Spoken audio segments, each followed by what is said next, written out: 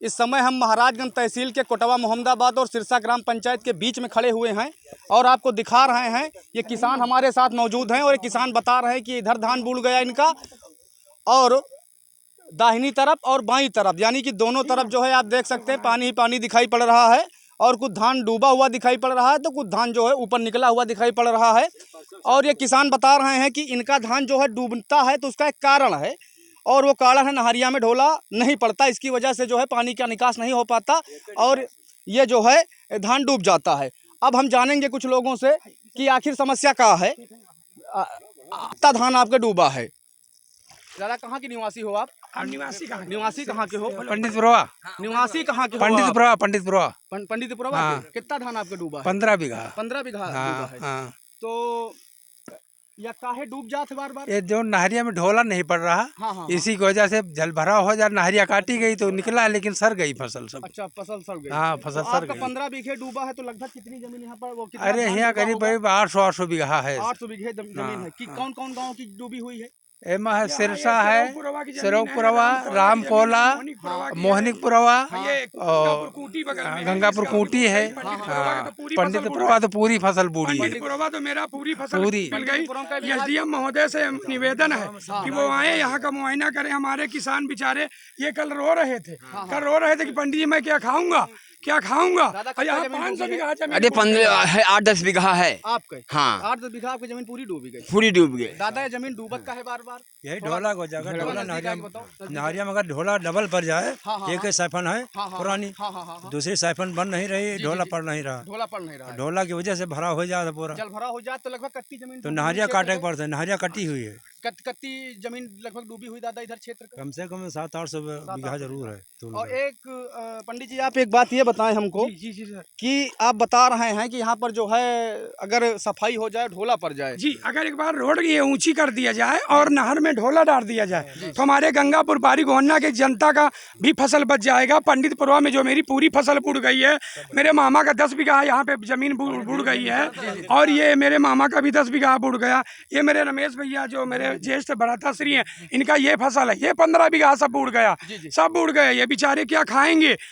ये कल रो रहे थे, मामा जी कल रो रहे थे, तभी मैंने उन गाँव के नाम बताइए जिन गाँव किसानों की फसल डूबी। सबसे ज्यादा मेरा पंडितपुरवा का नुकसान हुआ। पंडितपुरवा किस ग्राम ये पंचायत का? पंडितपुरवा सिरसा ग्राम सभा में पड़ता है, और दूसरा ग्राम सभा ये पड़ता है, ये कोटवा ग्राम सभा है। ये कोटवा मोहम्मदाबाद है।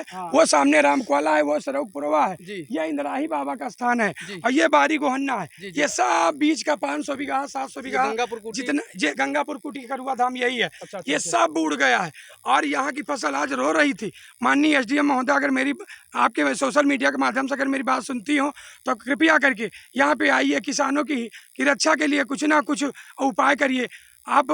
बस यही मेरी लोग आगे आइए और बताइए कितनी जमीन डूबी है आप लोगों की। अगर आगे आइए, जिसकी डूबी हो बताइए कितनी डूबी। हमारी जमीन 2 बीघे बुड़ गई है। क्या नाम है आपका? शिव प्रकाश विश्वकर्मा। कहाँ के निवासी हो? मैं ग्राम सभा पूरे पहलवान सिंह के पुरवा का। पूरे पहलवान। दादा आपकी जमीन कितनी डूबी है? जी 2 बीघा। 2 बीघा। कहाँ के निवासी हो? सिरसा ग्राम पंचायत। नाम का है? जग प्रसाद। दादा आपका क्या नाम है? राम भजन। कहाँ के निवासी हो? कोटवा मोहम्मदाबाद। कितनी जमीन आपकी? 7 बीघा। 7 बीघा। भैया आपका क्या नाम है?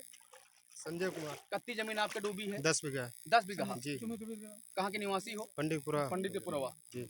देख सकते हैं आप यहाँ के किसान हैं, कोई 10 बीघे बता रहा, कोई 7 बीघे, कोई 5 बीघे, कोई 2 बीघे, कोई 3 बीघे। और हम जब यहाँ रिपोर्टिंग अब इस समय शुरू कर रहे हैं, चल रही है हमारी इस समय मौजूदा वर्तमान में, तो देख सकते हैं आप कि किसान और भी आ रहे हैं और वो बता रहे हैं कि भैया हमारा भी डूब गया, हमारा भी डूब गया। और हम इस समय पक्की सड़क पे खड़े हैं, ये कोई गलियारा नहीं है ना कोई ये वो है, पक्की सड़क है। जब आप देख सकते हैं पक्की सड़क पर इतना पानी है तो धान का क्या हाल होगा, इसका अंदाज़ा ही आप लगा सकते हैं कि धान की स्थिति क्या होगी जबकि हम पक्की सड़क पर मौजूद हैं और आपको यहाँ की किसानों की स्थिति दिखा रहे हैं। हमारे कोटवा के किसान ये आइए भैया आगे और बताइए आपका नाम क्या? भैया थोड़ा नजदीक आइए। कोटवा के किसान तो यहाँ मौजूद है। कोटवा के किसान, कोटवा मोहम्मदाबाद के 2 किसान। ये आप कोटवा के किसान हाँ हैं। जी। भैया आपका क्या नाम है? आपका राकेश सिंह। कहाँ कितना धान आपका डूबा है? 2 बीघा। 2 बीघा धान डूबा है तुम्हारा। तो इसी यहीं पे जमीन ना नजदीक है? 2 बीघे। तो भैया हर साल डूब जाता है? हर साल डूब जाता है। हर साल कारण क्या है? ये नाला नहीं है ना। नाला नहीं है। तो अगर नाला हो जाए तो जमीन नाला हो जाए तो जमीन सही हो जाएगी। ये रोड ऊंच हो जाए, ढोला पड़ जाए, नहरिया में ढोला पड़ जाए। देख सकते हैं कि यहाँ के किसान भी जानते हैं कि क्या हो जाए तो इनकी ज़मीन बच जाए, लेकिन वही होता नहीं है। ना अधिकारी ध्यान देते हैं, ना नेता ध्यान देते हैं, और किसान हैं कि बेचारे जो है अब आप देख रहे हैं कि वादे करते हैं चले जाते हैं। हर साल आते हैं, बोलते हैं मैं डामर हर साल आते हैं, कहते हैं कि हम ये कर देंगे वो कर देंगे, आ करके चले जाते हैं अपना। यहाँ कोई सुनने वाला है नहीं। यहाँ से श्याम सुंदर भारती का गांव कितनी दूर पर है भैया?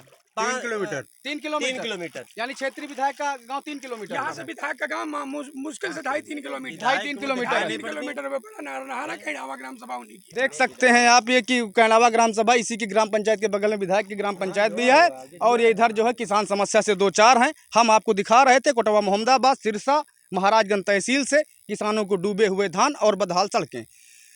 रायबरेली महाराजगंज तहसील से संतोष सिंह की रिपोर्ट। बहुत बहुत धन्यवाद।